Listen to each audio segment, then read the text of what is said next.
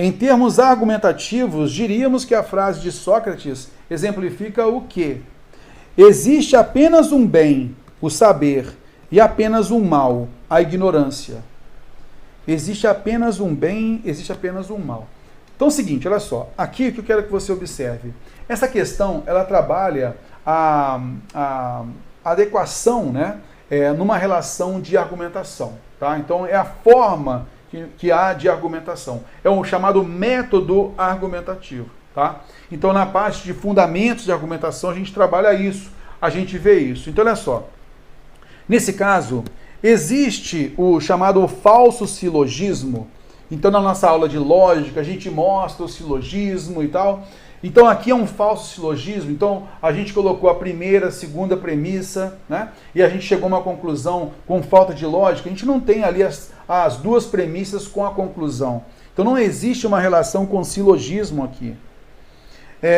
Existe também uma relação de afirmativa autoritária. Então muitas vezes como elemento argumentativo há uma afirmação autoritária. Essa afirmação autoritária é aquela que determina a realização de alguma coisa, tá? E aquela pessoa que tem poder de fala. Basicamente isso, é um procedimento argumentativo.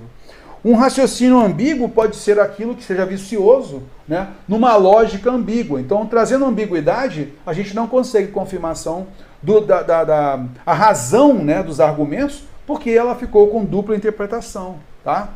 O círculo vicioso é aquela ideia de que uma pessoa ela age de uma forma, né?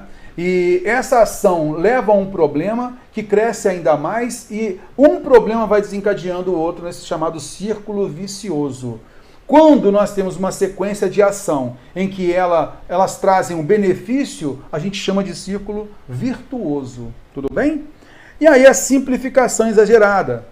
É quando a gente tem a chamada digressão, quando você coloca aquilo, não propriamente a digressão, né, como aquela ideia de que você tenta fugir da ideia principal, aí seria uma fuga a essa ideia temática e tal, tá?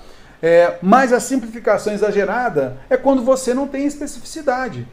Então você quer argumentar sobre alguma coisa, mas é altamente genérico. Isso muitas vezes não vai partilhar daquela ideia pedida. Então olha só, realmente só existe um bem?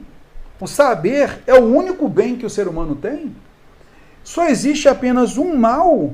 Isto é, a ignorância? Só a ignorância é o mal? A gente sabe que não. Então há uma simplificação exagerada. Tá? Então nesses termos argumentativos aqui, a gente percebe nessa frase, né, essa relação da simplificação exagerada. Ela perde um pouco a verdade por conta disso. Ela perde o peso argumentativo porque ela é muito exagerada. É muito simples, muito simplificada. Tá?